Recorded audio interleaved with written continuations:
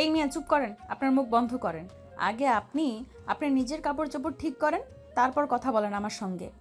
হ্যাঁ, এবার বলুন আপনি কি আর আমার রুমে কি করতে এসেছেন? আপনাকে তো আমি আগে কখনো দেখেছি বলে মনে পড়ছে না। তাহলে আপনি আমাদের বাসায় কি করছেন? আমি আসলে আরাফাত হোসেন সাহেবের সঙ্গে দেখা করতে এসেছি। আসলে ওনার অফিসে আজ আমার একটা চাকরির ইন্টারভিউ ছিল, কিন্তু আমি অফিসে গিয়ে জানতে পারলাম উনি নাকি আজ অফিসে যাবেন না। তাই ওনার ম্যানেজার বললেন নাকি আমাকে ওনার বাসায় যেয়ে দেখা করতে বলে যান। আর আমি আপনাদের বাসায় এসে সিকিউরিটির কাছ থেকে জানতে পারলাম উপরের ডান দিকের 2 নম্বর রুমটায় নাকি উনি থাকেন। ও আচ্ছা, এই ব্যাপার। সব কিছুই ঠিক আছে, কিন্তু একটা সমস্যা হয়ে গেছে। উপরের ডান দিকের নয়, বাঁ দিকের 2 নাম্বার রুমটাই, আর ডান দিকের রুমটাই আমি থাকি। আই এম রিয়েলি সরি, আমি আসলে বুঝতে পারিনি, প্লিজ আপনি আমাকে ক্ষমা করে দিন। আচ্ছা ঠিক আছে, এবার আপনি দয়া করে আমার রুম থেকে বের হন। আমার ভার্সিটিতে যাওয়ার সময় হয়ে গেছে। আমাকে এখনই রেডি হয়ে বাসা থেকে বের হতে হবে, তা না হলে আবার দেরি হয়ে যাবে। আচ্ছা ঠিক আছে, আমি তাহলে আসছি। এই বলে নদী সাগরের রুম থেকে বের হয়ে চলে আসে। আসলে এদিকে সাগর ফ্রেশ হয়ে ড্রেস চেঞ্জ করছিল। সচরাচর তার রুমে কেউ আসে না, তাই সে টাওয়াল খুলে রেখে প্যান্ট পরছিল। আর তখনই নদী তার রুমে প্রবেশ করে। আর তারপর তো যা হওয়ার তাই হলো। যাই হোক ভিউয়ার্স, চলুন কথা না বাড়িয়ে মূল গল্পে ফিরে আসা যাক। এদিকে নদী সাগরের আব্বুর রুমে আসে আর দরজার সামনে দাঁড়িয়ে নক করে। কে? ভিতরে আসো, রুমের দরজা খোলা আছে। আসসালামু আলাইকুম স্যার, আমি নদী। আপনার কোম্পানিতে আজ যে মেয়েটার ইন্টারভিউ হওয়ার কথা ছিল, আমি সে। ওয়ালাইকুম আসসালাম। ও আচ্ছা, তুমি এসেছো। আসতে তোমার কোনো সমস্যা হয়নি তো? আসলে আজ আমার শরীরটা ভালো নেই, তাই ম্যানেজারকে ফোন দিয়ে বলেছিলাম তোমাকে আমার বাসায় পাঠিয়ে দিতে। না স্যার, রাস্তায় কোনো সমস্যা হয়নি। সমস্যা হয়েছিল আপনার বাসায়। আমি যখন আপনার রুমে আসতে যাব তখন ভুল করে আপনার ছেলের রুমে চলে গিয়েছিলাম, ব্যাস এইটুকুই।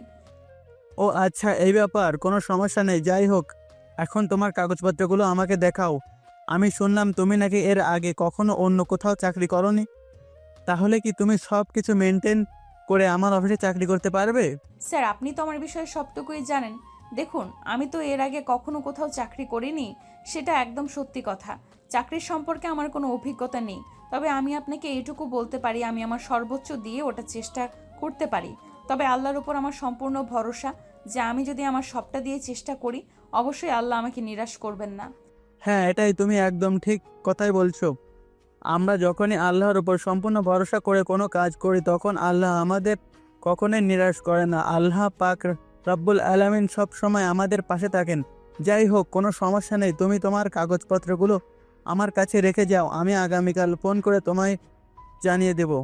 ঠিক আছে স্যার, এই নিয়ে এখানে আমার সব কাগজপত্র রাখা আছে। আজ তাহলে আসি। আসসালামু আলাইকুম।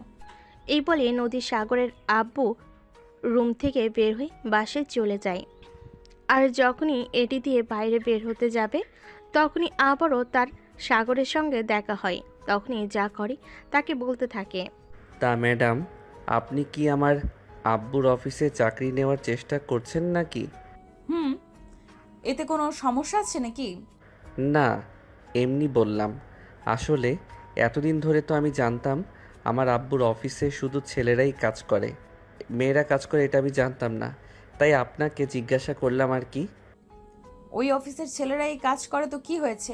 আমি কি একটা মেয়ে হয়ে অফিসে চাকরি করতে পারি না নাকি? না, আসলে আমাদের অফিসে তো কোনো মেয়ে চাকরি করে না। এতগুলো পরিচয়ের মধ্যে আপনি একটা মেয়ে হয়ে চাকরি করতে আপনার কোনো সমস্যা হবে না? আই মিন, আপনার ভয় লাগবে না? ভয় লাগবে কেন? ভয় লাগার কি আছে? ওরা মানুষ, আমিও মানুষ।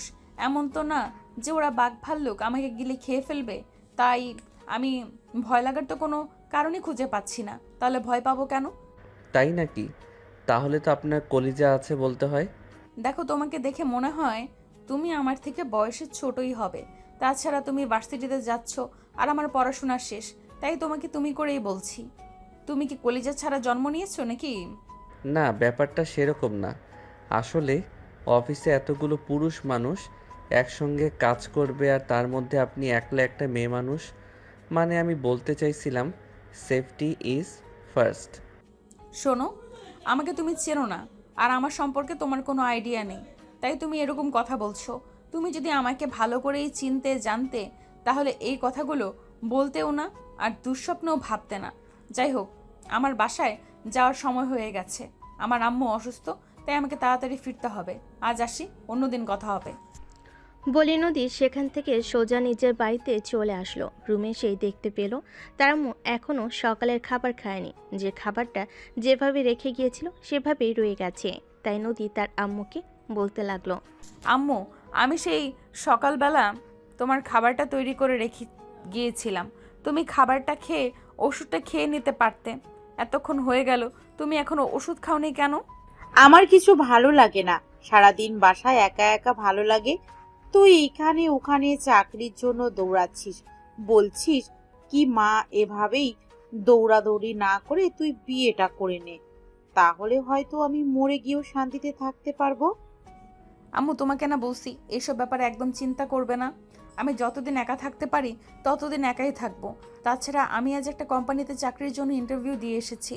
আমার মনে হয় এইবার আমার চাকরিটা হয়ে যাবে, আর চাকরিটা হয়ে গেলে আমাদের কোনো সমস্যাই থাকবে না। তাই তোমার চিন্তা করার কোনো কারণ নেই। মারে, দিন শেষে তুই একটা মেয়ে, এভাবে আর কতদিন ঘোরাঘুরি করবি? বিয়েটা করে নে, এটা তোর জন্য ভালো হবে, তাছাড়া আমিও শান্তিতে থাকতে পারবো। দেখো আম্মু, এমন কোনো গ্যারান্টি নেই যে আমি বিয়ের পর ভালো করে সুখে থাকতে পারবো। তাই এসব চিন্তা করো না। যদি কপালে সুখ থাকে তাহলে আমি এইভাবেই সুখী হতে পারবো, আর যদি কপালে সুখ না থাকে তাহলে তো আর আমি কোনোভাবেই সুখী হতে পারবো না। তাই এসব চিন্তা করার কোনো দরকার নেই। যাই হোক, চলো, আমি তোমাকে খাবারটা খাইয়ে দিচ্ছি। এরপর ওষুধটা খেয়ে ঘুমিয়ে পড়ো। আমার একটু বাইরে বেরোতে হবে। সামনে তো রমজান চলে আসছে, রমজানের জন্য কিছু প্রয়োজনীয় বাজার করতে হবে। এই বলে নদী তার আম্মুকে খাবারটা খাইয়ে দিতে লাগলো। আর তার আম্মু ছোট বাচ্চার মতো খাবারটা খেয়ে নিল। খাবার খাওয়া শেষ হলে নদী তার আম্মুকে ওষুধ খাইয়ে দেয়। আর তারপর তার আম্মুকে ঘুম পাড়িয়ে দিয়ে একটা ব্যাগ আর কিছু টাকা নিয়ে বাজারের উদ্দেশ্যে বেরিয়ে পড়ে। সামনেই রমজান চলে আসছে। নদীর আম্মু অসুস্থ হলেও সবগুলো রোজা রাখার চেষ্টা করেন। আর এইদিকে নদী যখন থেকে বুঝতে শিখেছে তখন থেকে রোজা রাখে। সে কখনোই রোজা মিস করে না। আর রমজান মাসে তো সবাই একটু স্পেশাল কিছু করার চেষ্টা করে। তাই নদী তার হাতে থাকা কিছু টাকা নিয়ে বাজারে গিয়ে প্রয়োজনীয় মোটামুটি কিছু জিনিস কিনে নিয়ে আসে। রাতের বেলা নদী কাজকর্ম শেষ করে বিছানায় শুতে যাবে। তখনই হঠাৎ একটা নাম্বার থেকে ফোন আসে, কিন্তু নাম্বারটা অপরিচিত থাকায় নদী ফোনটা রিসিভ করতে চাইল না। কিন্তু ফোনটা বারবার বাজার জন্য প্রায় 10-12টা রিং হওয়ার পর নদী ফোনটা রিসিভ করে আর বলতে লাগলো, এই শালা, কি সমস্যা তোর? দেখতে পাচ্ছিস আমি ফোনটা রিসিভ করছি না, কিন্তু তারপরও ফোন দিচ্ছিস কেন? আরে ম্যাডাম, কেউ একজন তো আপনাকে দরকারি ফোন করবে, তাই না কি? তাহলে আপনি ফোনটা রিসিভ করছেন না কেন? আব্বে ওই হালা, আমার সঙ্গে তোর কি দরকার থাকতে পারে? তুই আমাকে ফোন করেছিস কেন সেটাই বল। একদম আমার মেজাজ খারাপ করিস না, বলে দিলাম। ম্যাডাম, আসলে আমি আব্বুর কথায় আপনাকে ফোন করেছি। আপনি সকালবেলা আমাদের বাসায় এসেছিলেন, ও হ্যাঁ, চিনতে পেরেছি। বল, কি জন্য ফোন করেছিস? মনে আছে? আসলে আব্বু বলল আপনাকে ফোন করতে। আসলে আপু আপনার কাগজপত্রগুলো দেখছিল, আর তখন আমি আপুর সঙ্গে আব্বুর রুমে ছিলাম। আব্বু বলল আব্বু আপনাকে আব্বুর অফিসে চাকরিটা দেবে, তাই আপনাকে ফোন করে জানিয়ে দিতে। থ্যাঙ্কস আল্লাহ, অবশেষে চাকরিটা হতে চললো। এবারে একটু নিশ্চিন্ত হতে পারবো। যাই হোক, আব্বু বলল আপনাকে কাল থেকে অফিসে জয়েন করতে হবে। আপনি সময় মতো অফিসে চলে আসবেন। রাখি তাহলে, আল্লাহ হাফেজ।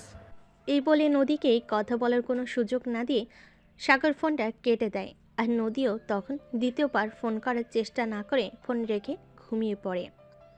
পরের দিন সকালবেলা খুব তাড়াতাড়ি ঘুম থেকে উঠে এবং সব কিছু গুছিয়ে রেখে অফিসের উদ্দেশ্যে রওনা দেয়।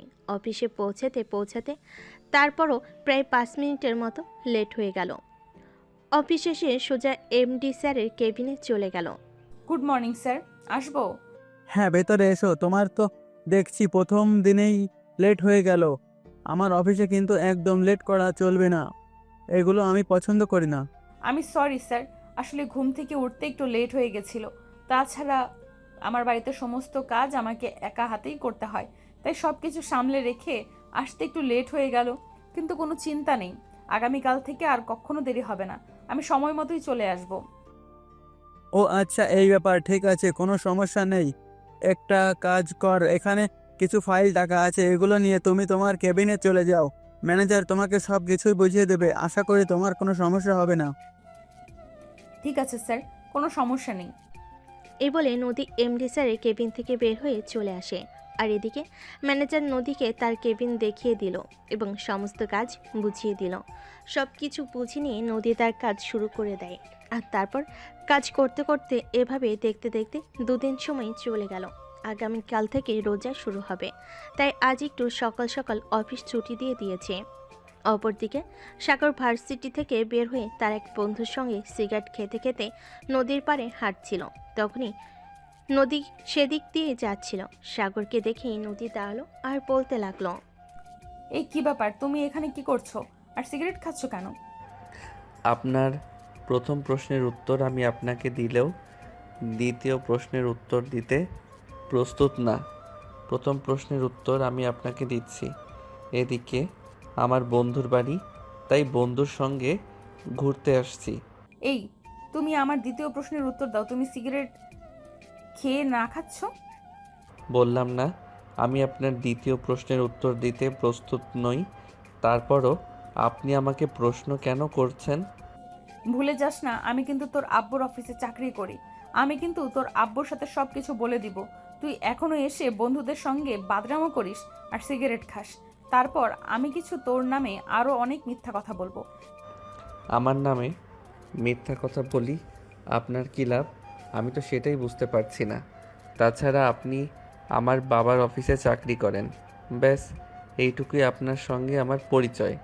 তাহলে আপনি আমার সঙ্গে শত্রুতা কেন করতে চাইছেন?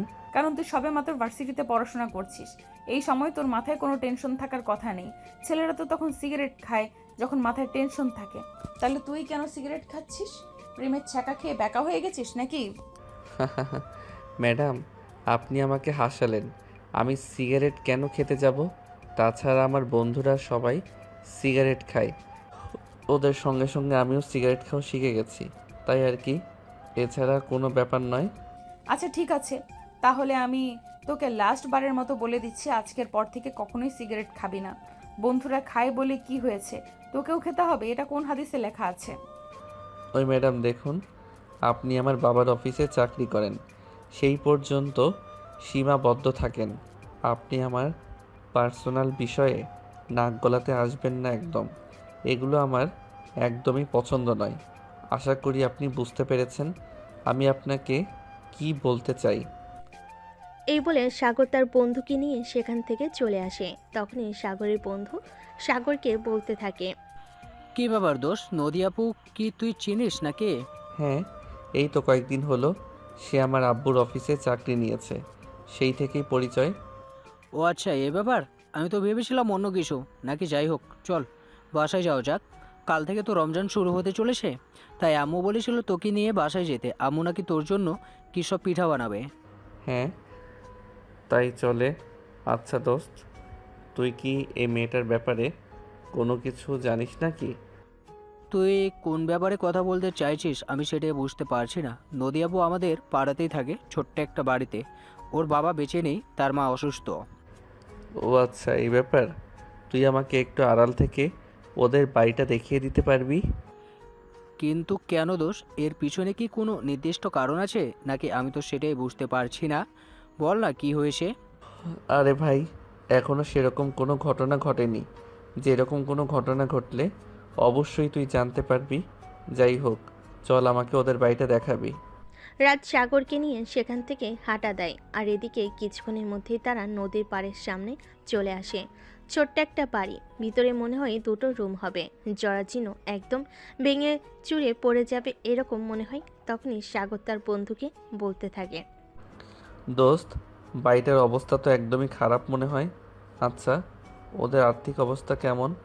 মানে ওরা কিভাবে নিজেদের ভরণ পোষণ চালায়? সেসব ব্যাপারে তো আমি শিওর হয়ে কোনো কিছু বলতে পারবো না, তবে এতটুকু জানি নদী আপু টিউশনি করিয়ে নিজেদের খরচ চালায়। তবে আরেকটা অবাক করার মতো বিষয় হলো তারা কখনোই কোনো ব্যাপারে কারো কাছ থেকে কোনো কিছু ধার নেয় না। নদী আপু পরিশ্রম করে যতটুকু টাকা উপার্জন করতে পারে ততটুকু দিয়েই নিজেদের খরচ চালাতে চায়।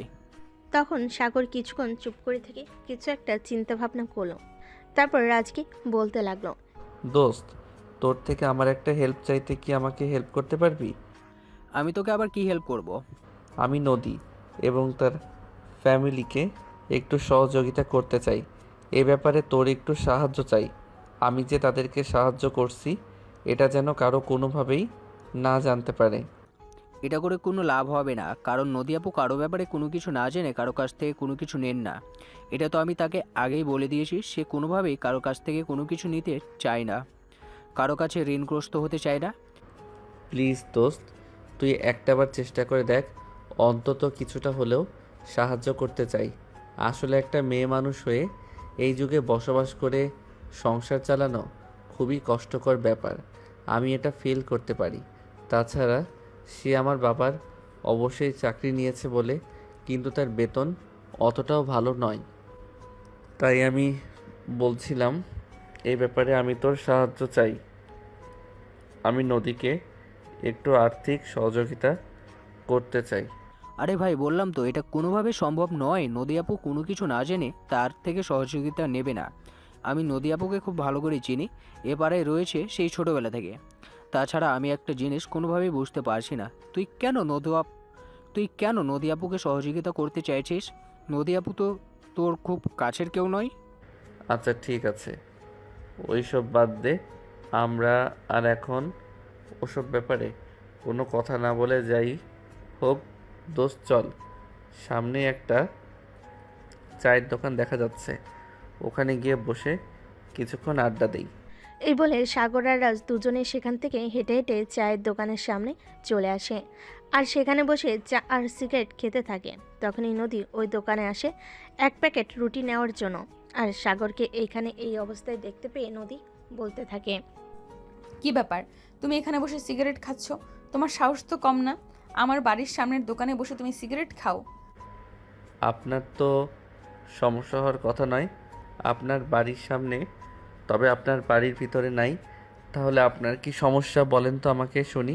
আমার কোনো সমস্যা নেই, তবে তোমার ভীষণ সমস্যা হতে পারে, সেটা তুমি আজ বাড়িতে গেলেই বুঝতে পারবে। যাই হোক, আমি এখন আসি। এই বলে নদী সেখান থেকে চলে গেল।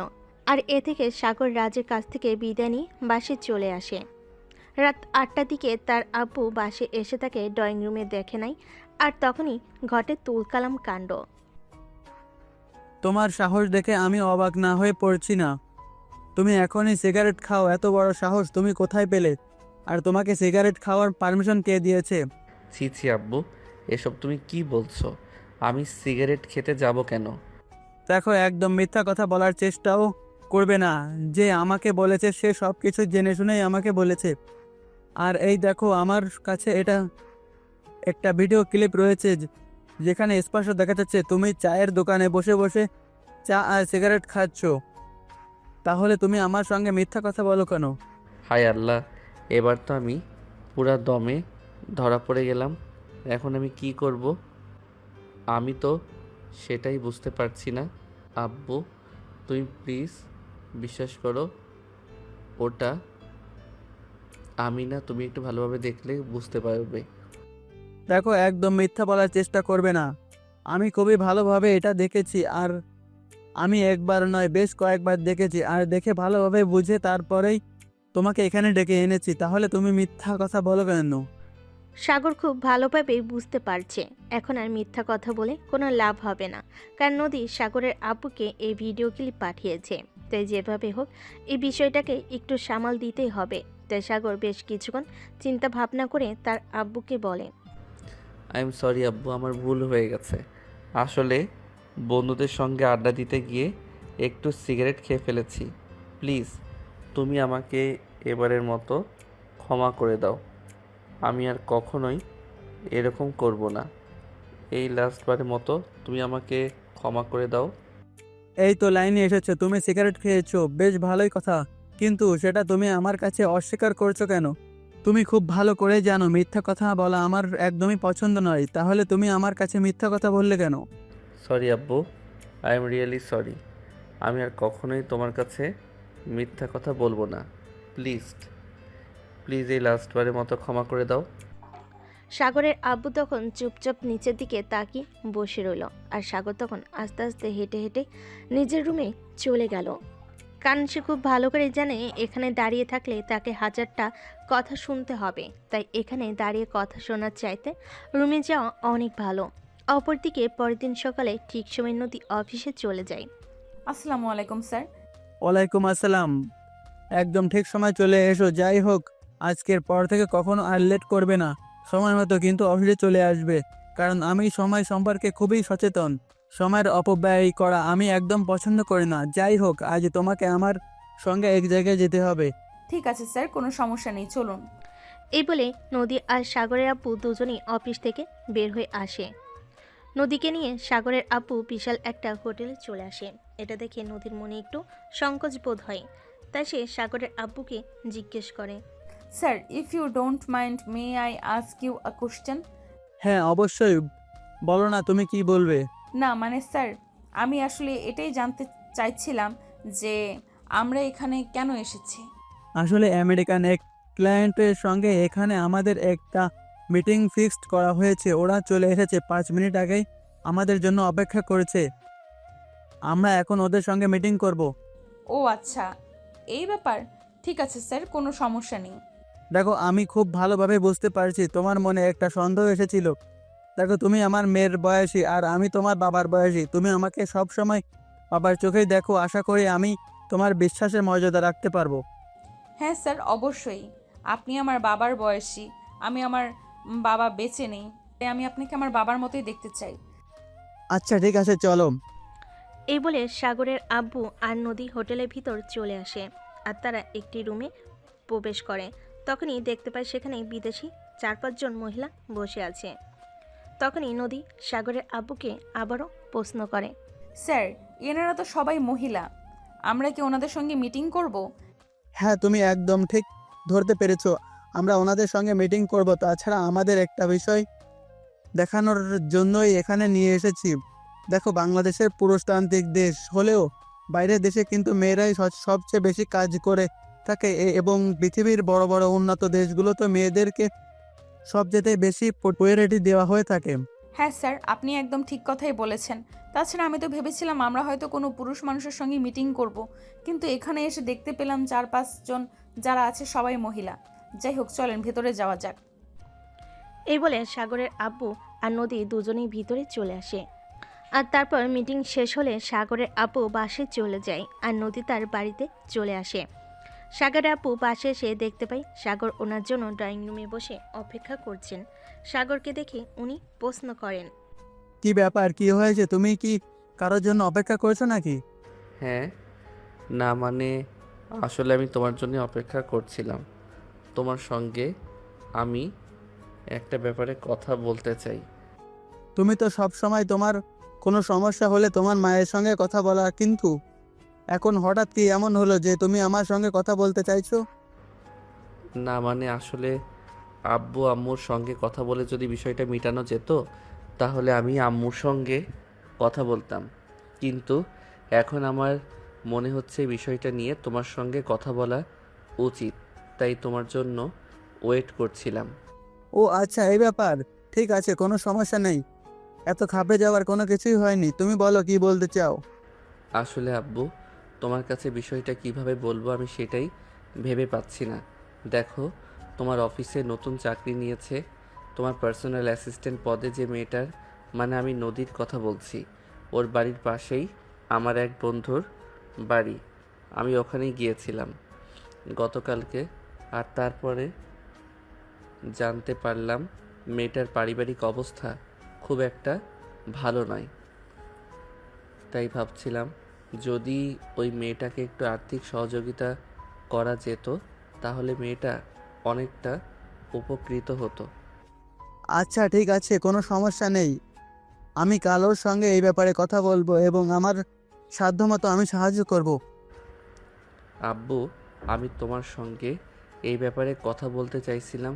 আসলে ওই মেয়েটার ব্যাপারে আমি সব কিছু খোঁজখবর নিয়ে জেনেছি। সে কখনোই কারো কাছ থেকে কোনো সহযোগিতা নিতে চায় না। সে নিজের সাধ্যমতো চলাফেরা করতে চায়, তাই তার জন্য জীবনটা আরও বেশি কষ্টের। তাই আমি তোমাকে এটাই বলতে চাইছিলাম, তুমি ওর সঙ্গে কোনো কথা না বলেই যদি ওকে কোনো সাহায্য করতে পারতে তাহলে খুব বেশি ভালো হতো। আচ্ছা ঠিক আছে, কোনো সমস্যা নেই, তুমি কোনো চিন্তা করো না, আমি বিষয়টা দেখছি। আর এটা তো তুমি খুবই ভালো করেই জানো, তখন আমি তাদেরকে আমার যতটুকু সমর্থ ঠিক ততটুকুই সহযোগিতা করার চেষ্টা করি। হ্যাঁ আব্বু, আমি তোমার সম্পর্কে জানি বলেই তোমাকে বলছি। যাই হোক আব্বু, আমি তাহলে আসি। Thank you so much. পরের দিন সকালবেলা সাগরের আব্বু অফিসে গিয়ে দেখতে পেল নদী অলরেডি অফিসে চলে এসেছে।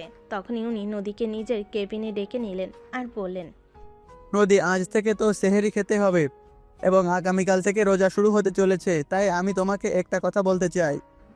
হ্যাঁ স্যার। আমি যেভাবে হোক জানতে পেরেছি তোমার পারিবারিক আর্থিক অবস্থা খুবই শোচনীয়, তাই আমি সিদ্ধান্ত নিয়েছি ঈদের বোনাসটা আমি তোমাকে অগ্রিম দিব। মানে আজকে আমি তোমাকে ঈদ বোনাসটা দিয়ে দিব এবং সেটা দিয়েই তুমি তোমার প্রয়োজনীয় জিনিসপত্রগুলো কিনে নিও। সত্যি বলছেন স্যার? তাহলে আমার অনেক উপকার হতো। আসলে আমার আম্মু তো খুবই অসুস্থ, ওনার প্রতিদিন 200 টাকার ওষুধ লাগে, যেটা আমার জোগাড় করতে খুব কষ্ট হয়ে গেছে। আপনি যদি আমাকে এই ব্যাপারে সহযোগিতা করতেন তাহলে আমার খুবই ভালো হতো। এরপর সাগরের আব্বুর সঙ্গে অফিসিয়ালি ব্যাপারে আরও বেশ কিছুক্ষণ কথা বলে নদী নিজের কেবিনে চলে যায়। আর এদিকে দুপুর 2টা নাগাদ ম্যানেজার এসে নদীর হাতে বড় একটা খাম ধরিয়ে দেয়। নদী বুঝতে পারে না এটার মধ্যে কি আছে। নদী খামটা খুলে দেখতে পায় এখানে প্রায় 50,000-এর মতো টাকা আছে। এটা দেখে নদী অনেকটাই অবাক হয়ে গেল। আর তখনই নদী এমডি স্যারের কেবিনে চলে গেল। স্যার, এতগুলো টাকা আমাকে কেন দেওয়া হয়েছে? আমি তো সেটাই বুঝতে পারছি না। ভয় পাওয়ার কিছু নেই, আমি স্টাফদেরকে এভাবেই বোনাস দিয়ে থাকি। এখানে যে টাকাটা আছে পুরোটাই তোমার, চিন্তার কোনো কারণ নেই। তোমার যতটা লাগবে তুমি ততটাই খরচ করতে পারো, আর আর যদি থেকে যায় তাহলে সেটা সেটা সেভিংস করতে পারো। ধন্যবাদ স্যার। সত্যি আপনাদের মতো মানুষগুলো বেঁচে আছে বলেই আমাদের মতো মানুষগুলো এখনো চোখ বন্ধ করে নিঃশ্বাস নিতে পারে। আপনাকে কৃতজ্ঞতা জানানোর ভাষা আমার জানা নেই। এরপর নদী সেদিন অফিস থেকে বের হয়ে তারপর মায়ের জন্য ঔষধ আর প্রয়োজনীয় যে জিনিসগুলো বাদ দিয়েছিল সেগুলো কিনে নিয়ে আসে। তারপর দেখতে দেখতে প্রায় 2 মাসের মতো সময় কেটে গেল। ইতিমধ্যেই নদী সাগরের আপুর খুব বিশ্বস্ত একজন মানুষ হয়ে গেছে। নদী কাজ করতে খুব ভালোবাসে, আর সে যখন কোনো কাজে হাত দেয় তখন সেই কাজটা শেষ না হওয়া পর্যন্ত ওখান থেকে হাত সরিয়ে নেয় না। আর কাজের প্রতি এই ভালোবাসা আর বিচক্ষণতা তাকে সাগরের আপুর আরও অনেকটাই কাছে টেনে নিয়েছে। এদিকে দেখতে দেখতে নদীর খুব বড় একটা দুঃসময় চলে আসে। নদীর মায়ের অবস্থা খুব খারাপ হতে থাকে। সেদিন রাতের বেলা নদী তার আম্মুকে ওষুধ খাইয়ে ঘুম পাড়িয়ে দেয় আর নিজেও রুমে গিয়ে ঘুমিয়ে পড়ে। পরের দিন খুব সকালে নদী ঘুম থেকে উঠে সমস্ত কাজকাম শেষ করে তার আম্মুকে ঘুম থেকে ডেকে তুলতে যাবে। তখন সে দেখতে পায় তার আম্মু আর ঘুম থেকে জেগে উঠছে না। অনেকবার ডাকাডাকির পরও সে কোনো সারা শব্দ না পেয়ে চিৎকার করতে থাকে। আর তখনই পাড়া প্রতিবেশীরা সবাই ছুটে আসে। পাড়া প্রতিবেশীর মধ্যে সাগরের বন্ধু রাজু সেখানে উপস্থিত ছিল। তখনই রাজ সাগরকে ফোন দিয়ে জানায়, দোষ, একটা দুর্ঘটনা ঘটে গিয়েছে। নদী আপুর আম্মু আর বেঁচে নেই। কি বলছিস দোস্ত? আমি তো ওটা বিশ্বাসই করতে পারছি না। যাই হোক, তুই ওখানেই থাক, আমি আব্বুকে জানিয়ে এক্ষুনি আসছি। এই বলে সাগর ফোনটা কেটে দেয় আর রুম থেকে বের হয়ে দৌড়ে গিয়ে তার বাবার রুমে দরজায় নক করতে থাকে। আব্বু, ওই আব্বু, তাড়াতাড়ি রুমের দরজা খুলো, একটা অ্যাক্সিডেন্ট হয়ে গেছে, তাড়াতাড়ি ঘুম থেকে উঠো। কি হয়েছে সাগর, এই সকালবেলা এরকম চিৎকার চেঁচামেচি করছো কেন? তুমি তো খুব ভালো করে জানো আমাকে প্রতিদিন ঘুমের ওষুধ খেয়ে ঘুমাতে হয়, আমি চাইলে খুব সকালে ঘুম থেকে উঠতে পারি না। আগে আমার কথা তো শোনো, খুব বড় একটা ঝামেলা হয়ে গেছে। তোমার পিয়ে নদীর আম্মু মারা গেছে। ইন্না লিল্লাহি ওয়া ইন্না ইলাইহি রাজিউন। তবে আর কখনো, তাছাড়া তুমি কিভাবে জানলে এটা? ও, তোমাকে বলেছিলাম না, আমার একটা বন্ধুর বাড়ি ওখানে আমার বন্ধু আমাকে ফোন দিয়ে জানিয়ে দিয়েছে। এখন কি তুমি ওখানে যাবে? হ্যাঁ, এখানে তো আমাকে যেতেই হয়। ওখানে না গিয়ে তো কোনো উপায় নাই। তুই একটু দাঁড়া, আমি এক্ষুনি ফ্রেশ হয়ে ড্রেস চেঞ্জ করে তারপরে আসছি। জাস্ট 5 মিনিট লাগবে আমার। এই বলে সাগরের আব্বু তাড়াতাড়ি করে ফ্রেশ হয়ে কাপড় চোপড় চেঞ্জ করে সাগরকে নিয়ে নদীদের বাড়ির উদ্দেশ্যে রওনা দেয়। সেখানে পৌঁছাতে পৌঁছাতে প্রায় 10 মিনিটের মতো সময় লাগে। সেখানে পৌঁছে সাগর আর তার আব্বু দেখতে পায় নদী অনেক জোরে জোরে কান্না করছে। সে যেন নিজের আবেগ কোনোভাবেই আর কন্ট্রোল করতে পারছে না। পৃথিবীতে তার আপনজন বলতে তার একমাত্র মাই বেঁচে ছিলেন। এখন তিনি নদীকে এতিম করে দিয়ে পৃথিবী ছেড়ে চলে গেলেন। এখন নদী কোথায় যাবে, কার কাছে থাকবে, তার তো কোনো আর আপনজন বলতে কেউ রইল না। তাই নদী এভাবে কান্না করছে। তখনই সাগরের আব্বু নদীর কাছে যায় আর তার মাথায় হাত রেখে বলতে থাকে, দেখো মা, তোমাকে এভাবে ভেঙে পড়লে চলবে না। তোমাকে শক্ত হতে হবে, তোমাকে বেঁচে থাকতে হবে, তোমার জীবনের পথে ঘুরে দাঁড়াতে হবে। আল্লাহ উত্তম ফয়সালাকারী। আল্লাহ তাআলা যেটা ভালোই লাগে তিনি সেটাই আমাদের কাছ থেকে কেড়ে নেন। তাই ওনার সিদ্ধান্তের উপর অসন্তুষ্ট হওয়া চলবে না। আল্লাহ উত্তম পরিকল্পনাকারী।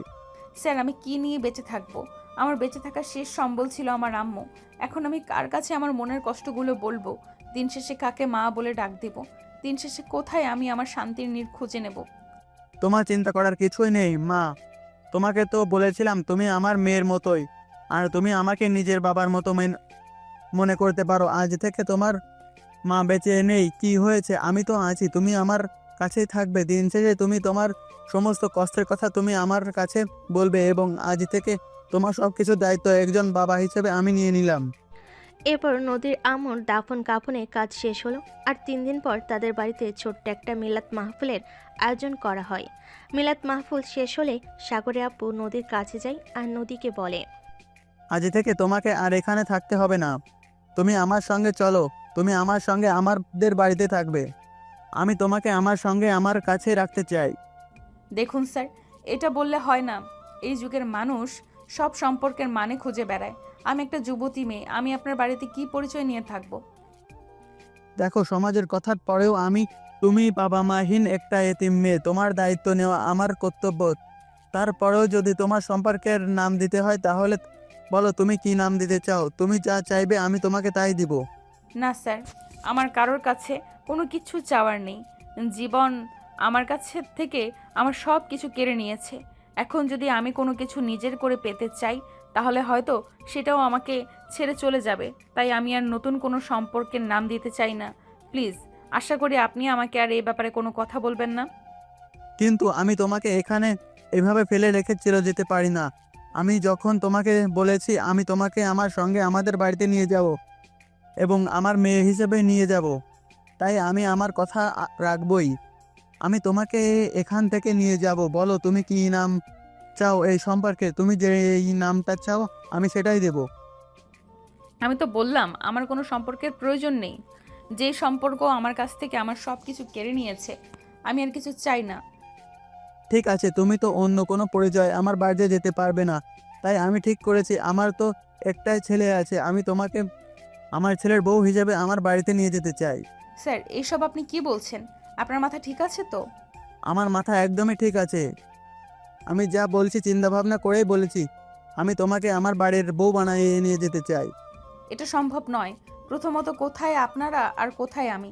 দ্বিতীয়ত, আপনার ছেলের চাইতে বয়সে বড়। তৃতীয়ত, আমি আপনার অফিসের সাধারণ একজন পিএ মাত্র। দেখো, কেউ সাধারণ হয় না, আর কেউই খুব অসাধারণ কিছু নয়। শুধু সমস্যাটা হয় তাদের মন মানসিকতার। আমরা যদি আমাদের মন মানসিকতা দিয়ে সব কিছুই বিবেচনা করি তাহলে সব ঠিক হয়ে যায়, আর কোনো ঝামেলাই থাকে না। আমি এখানেই ঠিক আছি, আমি কোথাও যাব না। আমার জন্য প্লিজ এত চিন্তা করতে হবে না। তার মানে কি আমি একটা ভেবে নেব তুমি যে আমাকে মুখে বললেও অন্তর থেকে নিজের বাবা হিসেবে মেনে নিতে পারোনি? না, এরকমটা কেন হবে? আপনাকে আমি আমার নিজের বাবার মতোই মনে করি, কিন্তু আপনি যেটা বলছেন সেটা মেনে নেওয়া আমার পক্ষে সম্ভব নয়। কারণ আমি ছোটবেলা থেকেই দেখে এসেছি টিস্যু সবার প্রয়োজনেই ব্যবহৃত হয়, আর প্রয়োজন ফুরিয়ে গেলে ছুঁড়ে ফেলে দেওয়া হয়। কথাগুলো শুনতে শুনতে সাগর সেখানে এসে উপস্থিত হয়। আর সাগর তখন নদীকে উদ্দেশ্য করে বলতে থাকে, দেখুন, আব্বু যা বলেছে একদম ঠিক কথাই বলেছে। আব্বুর সঙ্গে আমিও একমত।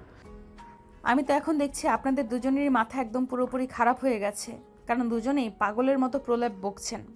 না মিস নদী, একদমই সেরকম নয়। দেখুন, যেখানে আমরা খুব ভালো করেই জানি আপনার মাথার উপর ছায়া ধরার মতো আর কেউ নেই, সেখানে আপনার পাশে দাঁড়ানোটা আমাদের কর্তব্য। এটা কি আপনি নিজের দুর্বলতা মনে করবেন না? তাছাড়া আপনি এটা কখনো মনে করবেন না যে আমরা আপনাকে অসহায় ভেবে সাহায্য করছি। আমরা কিন্তু আমাদের মন থেকে সাহায্য করতে চাইছি। কিন্তু তাই বলে তোমাকে কে বিয়ে? এছাড়া তো আর অন্য কোনো উপায় দেখছি না, কারণ একটা যুবতী নিয়ে আর একটা যুবক ছেলে একই বাড়িতে থাকবে, এটা নিয়ে চারপাশের মানুষজন কথা বলবে, এটাই স্বাভাবিক। তাই আব্বু যা বলছে আপনি তাতে রাজি হয়ে যান। দেখুন, আপনি আমার চাইতে পয়সা বড়, সেটা যদি আমার সমস্যা না হয় তাহলে আপনার তো কোনো সমস্যা হওয়ার কথা নেই। তাহলে আপনি কেন এরকম করছেন? ঠিক আছে, আপনারা যেটা ভালো মনে করেন। এরপর সাগরের আব্বু নদী আর সাগরকে নিয়ে বাড়িতে চলে আসে। সাগরের আম্মু নদীকে তাদের বাড়িতে দেখে একটু অবাক হয়ে সাগরের আব্বুকে প্রশ্ন করে। কি ব্যাপার নদী, আমাদের বাড়িতে বেড়াতে এসেছে নাকি? না, আসলে ব্যাপারটা সেরকম নয়। না, আমি জানি না। আমার কথাটা শোনার পর তো এখন তুমি কি ভাববে সেটা তোমার ব্যাপার, কিন্তু যেটা আমি সিদ্ধান্ত নিয়ে ফেলেছি সেখান থেকে আমি কখনোই ফিরে আসতে পারবো না। মানে তুমি কি বলতে চাইছো? আসলে নদীকে আমি আর তোমার ছেলে দুজনেই মিলে সারা জীবনের জন্য এখানে নিয়ে এসেছি। নদী সারা জীবন এখানেই থাকবে। আমি তো কিছুই বুঝতে পারছি না, প্লিজ একটু খোলসা করে বলো। দেখো, আমার ঘোলাটে করে কথা বলা একদম পছন্দ লাগে না। নদীর সঙ্গে সাগরের বিয়ে দেব। তোমার তো দেখছি মাথা খারাপ হয়ে গেছে। এসব তুমি কি বলছো? আমার ছেলেটা সবেমাত্র অনার্স ফাইনাল ইয়ারে পড়াশোনা করছে, আর নদী আমার ছেলের চাইতে 2 বছরের বড়। সেখানে নদীর সঙ্গে আমার ছেলের বিয়ে কিভাবে দিতে পারি? দেখো, এ যুগের বয়স কোনো fact না। তাছাড়া নদীর পড়াশোনা যেমন ভালো তেমনই মেধাবী আর বুদ্ধিমতী। নদীর সঙ্গে আমার ছেলের বিয়ে হলে আমার ছেলের ভালোই হবে, খারাপ কিছুই হবে না। আর তুমি যদি অর্থ সম্পদ টাকা পয়সার কথা বলো তাহলে আমি তোমাকে এটাই বলবো যে আমি এতটুকু বয়সে যতটুকু টাকা পয়সা উপার্জন করেছি সে ততটুকু তোমার ছেলে যদি 7 জন বসেও খায় তাহলে ও শেষ করতে পারবে না। তাহলে আমরা অন্যের টাকা পয়সা দিয়ে কি করব, তুমি সেটাই আমাকে বলো। কিন্তু তারপরও আমার মনে হয় না তুমি এটা ঠিক করছো। দেখো আম্মু, জীবনটা তো আমার, আর তোমরা দুজনেই আমার গার্ডিয়ান। আমি মনে করি তোমরা কেউই আমার জন্য খারাপ কোনো সিদ্ধান্ত নিবে না। আমি এটা মেনে নিয়েছি, আর তুমিও মেনে নাও। তাছাড়া নদী যথেষ্ট সুন্দরী, শিক্ষিতা, ভদ্র। তাই আমি তোমায় রিকোয়েস্ট করে বলছি, তুমি এটা মেনে নাও। ঠিক আছে, তোদের কারোরই যখন কোনো সমস্যা নেই তাহলে সেখানে আমি কেন ও জিনিস করতে যাব? আমি সিন ক্রিয়েট করব না। তোদের যেটা ভালো লাগে তোরা সেটাই কর। তারপর সাগরের আম্মু আর কোনো রকম সিনক্রেট না করে নদীকে নিজের রুমে নিয়ে যান। তারপর নদীর হাত দুটো ধরে বলতে থাকেন। দেখো মা, আমি জানি তোমার মা তোমাকে ছেড়ে চলে গেছে। এই সময়টা প্রত্যেকটা মেয়ের জন্য খুবই কষ্টের। আর যদি তোমার মাথার উপর ছায়া ধরবার মতো কেউ থাকতো তাহলে হয়তো তুমি এটা এতটা টের পেতে না। আমিও তোমার মতো ছোটবেলায় আমার মাকে হারিয়েছি, তাই আমি এটা বুঝি। নিচে যে কথাগুলো বললাম তার জন্য আমি খুবই দুঃখিত। আসলে আমি আমার ছেলে এবং আমার স্বামীর মানসিকতা পরীক্ষা করতে চাইছিলাম। তাছাড়া তোমাকে যেদিন আমি প্রথম দেখেছিলাম সেদিনই তোমাকে আমার পছন্দ হয়েছিল। কিন্তু লাইফটা তো আমার ছেলের, তাছাড়া তার বাবা বেঁচে আছে, তাই আমি সেখানে কোনো সিদ্ধান্ত নিতে পারি না। সেজন্যই তোমাকে সেদিন কিছু বলি। আন্টি, আপনি সত্যি বলছেন? আন্টি নয়, আম্মু বলো। জানো, আমার অনেক শখ ছিল আমার একটা মেয়ে সন্তান থাকবে, কিন্তু সেটা আর হয়নি। সাগর জন্ম নেওয়ার পর আমার আরও একটি ছেলে সন্তান হয়ে, আর সে তখন পৃথিবীর আসার আগেই পৃথিবীর মায়া ত্যাগ করে পরপারে চলে যায়। কিন্তু তারপর আর আমি মা হওয়ার সুযোগ। সত্যি আমি খুব ভাগ্যবান, তা না হলে সবকিছু হারিয়ে ফেলার পরেও আবার কিভাবে সবকিছু ফিরে পেলাম। এর 2 দিন পর সাগর আর নদীর বিয়ের আয়োজন করা হলো। ঘরোয়াভাবেই তাদের বিয়ের কাজ সম্পূর্ণ হলো। এদিকে নদী রাত 11টার দিকে সাগরের জন্য বাসুর ঘরে বসে বসে অপেক্ষা করছে, কিন্তু সাগর এখনো আসছে না। নদী মনে কেমন যেন একটা খটকা কাজ করছে। তবে কি সাগর এটা মন থেকে মেনে নিতে পারেনি? এরকমই বসে চিন্তাভাবনা করছিল নদী। আর তখনই হঠাৎ কেউ দরজা খুলে ভিতরে প্রবেশ করলো। নদী অনেকটাই চমকে গিয়ে সামনে তাকাতে দেখতে পেল সাগর রুমে এসেছে। আর তখনই সে দরজাটা বন্ধ করে দিচ্ছে। সাগর দরজাটা বন্ধ করে নদীর পাশে এসে বসলো আর বলতে লাগলো, আই অ্যাম সো সরি। আসলে তোমার জন্যই একটা গিফট কিনতে গিয়েছিলাম, আর সেখান থেকে ফিরে আসতে দেরি হয়ে গেল। এই নাও তোমার গিফট। এই বলে সাগর একটা বক্স নদীর দিকে এগিয়ে দেয়। আর নদী বক্সটা হাতে নিয়ে খুলে দেখে এতে একটা সোনার নেকলেস। এটা দেখে সে বলতে থাকে, এটা তো অনেক দামি। হ্যাঁ, তো তুমি কি কম দামি নাকি? এই পৃথিবীতে যার কেউ নেই তার কি মূল্য আছে? যাই হোক, বাদ দাও সেসব কথা। আমি তো ভাবছিলাম অন্য কিছু। হ্যাঁ, আমি সেটা খুব ভালো করেই জানি তুমি কি ভাবছিলে।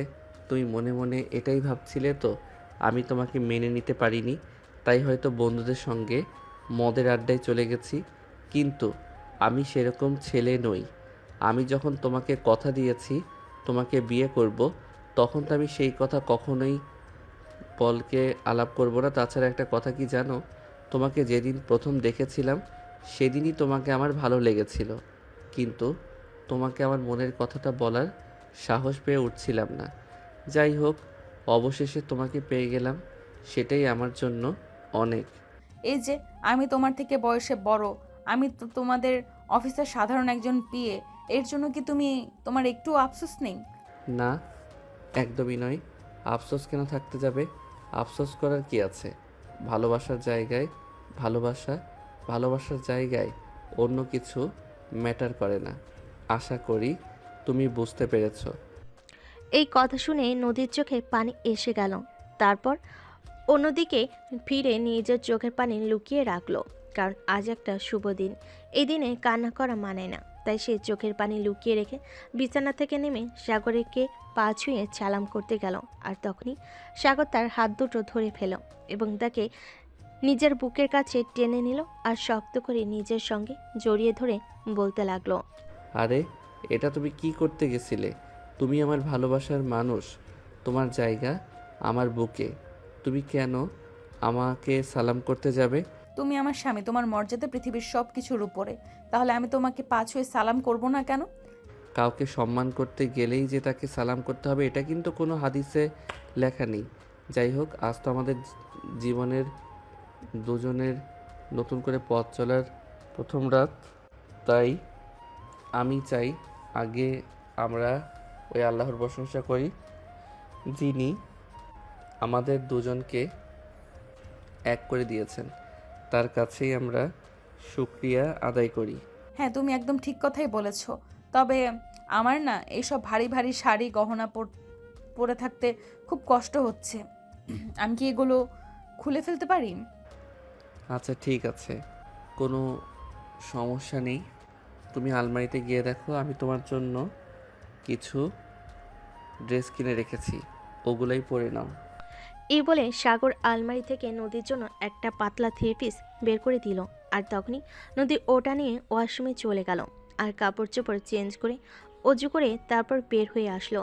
দুজনেই একসঙ্গে 2 রাকাত নফল নামাজ আদায় করে নিল আর আল্লাহর কাছে তাদের ভবিষ্যৎ জীবনের জন্য দোয়া কামনা করলো এবং দুজনকে পাবার জন্য শুকরিয়া আদায় করলো। নদী, এবার চলো। কোথায়? আজ আমাদের বাসর রাতে, সেটা কি তুমি ভুলে গেছো নাকি?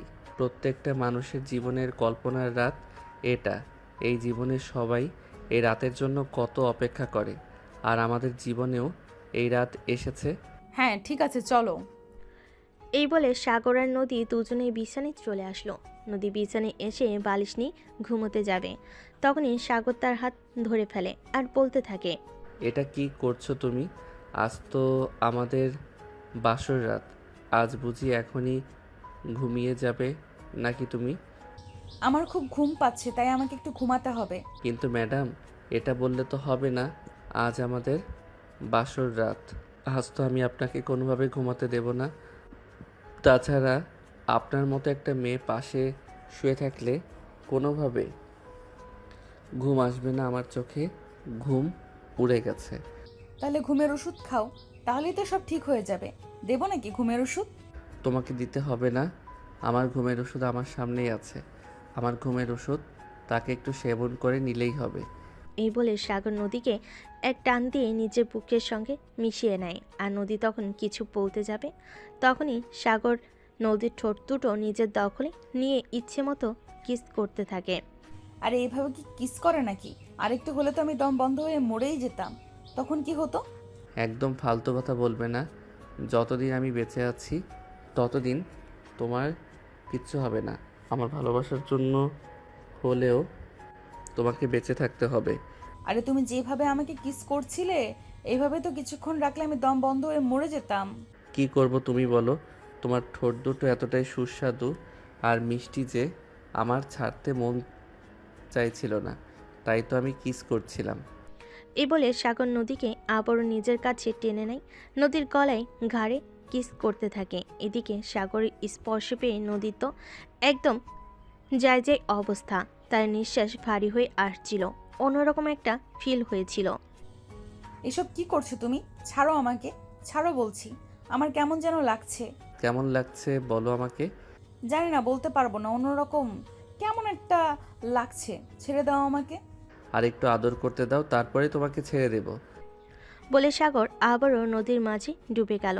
আর তখনই হঠাৎ তার হাতটা নদীর নাভিতে চলে গেল। আর নদী নাভিতে সাগরের হাতের স্পর্শ পেয়ে একদম কেঁপে উঠল। উফ, ছেড়ে দাও আমাকে প্লিজ। জান, আর একটু ধৈর্য ধরো। এই বলে আ এই বলে সাগর আবারও নদী সারা শরীরে স্পর্শ করতে থাকে। এভাবে কিছুক্ষণের মধ্যে সাগর নদীকে নিয়ে ভালোবাসার মহাসমুদ্রে ডুব দিল। যখন ঘুম ভাঙল তখন প্রায় ফজরের আজান দিবে। দুজনে বিছানা থেকে নেমে ওয়াশরুমে গিয়ে ফ্রেশ হয়ে তারপর ফজরের নামাজ পড়ে নেয়। ফজরের নামাজ শেষ হলে নদীর রুম থেকে বের হতে যাবে, তখনই সাগর পিছন থেকে বলতে থাকে, কি হলো? এই সকালবেলা কোথায় যাচ্ছ? রান্নাঘরে শাশুড়ি আম্মুকে রান্নার কাজে সহযোগিতা করতে। সেটার কোনো প্রয়োজন হবে না ম্যাডাম। আমার আম্মু নিজের হাতেই সব কাজ করতে পছন্দ করেন।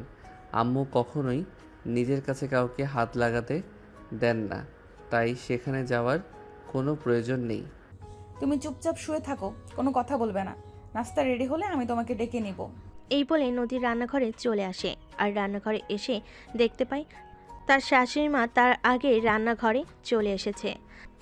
তার শাশুড়ি মা তাকে রান্নাঘরে দেখেই ধমকে সুরে বললেন, কি ব্যাপার বৌমা, তুমি এখানে কেন? তোমাদের নতুন বিয়ে হয়েছে, তুমি এখন আমার ছেলেকে সময় দাও, রান্নাঘর আমি সামলে আম্মু আজ শ্বশুরবাড়িতে আমার প্রথম দিন, তাই আজকের রান্না বান্নাটা আমি করি প্লিজ। আমাকে একটু সুযোগ দিন। নিতে পারবো না বৌমা, এরকমটা বললে একদম হবে না। তুমি এই বাড়িতে বউ হয়ে এসেছো, কাজের মেয়ে হয়ে নয়। তাছাড়া তোমাদের নতুন বিয়ে হয়েছে, এখন তুমি প্রপার সময় তো আমার ছেলে। আমি এখনো সম্পূর্ণ সুস্থ আর সজ্ঞানে আছি, আমি সব কিছু ঠিক সামলে নিতে পারবো। সংসার নিয়ে তোমাকে একটুও চিন্তা করতে হবে না, আশা করি কিন্তু আম্মু। কিন্তু আমি কোনো কিন্তু শুনতে চাই না। তুমি কিন্তু আমাকে একদম রাগানোর চেষ্টাও করবে না। আমি রেগে গেলে কিন্তু খুব খারাপ কিছু হয়ে যাবে। তাই তোমাকে ভালোই ভালোই বলছি, সোজা রুমে চলে যাও আর আমার ছেলেকে সময় দাও।